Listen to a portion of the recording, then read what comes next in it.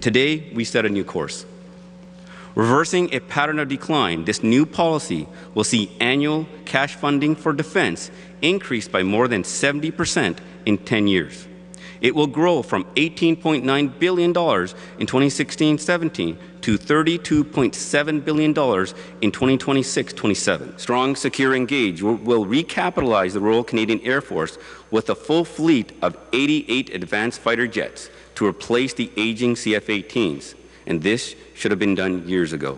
This plan also fully funds for the first time the Royal Canadian Navy's full complement of 15 Canadian surface combatant ships, necessary to replace the existing frigates and retired destroyers. Strong, Secure, Engage makes new commitments to emerging domains, particularly space, cyber, and remotely piloted systems.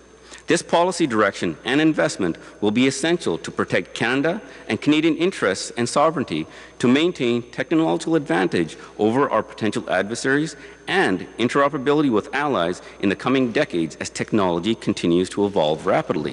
What our government is doing, providing sustainable and predictable funding, because it's what's needed.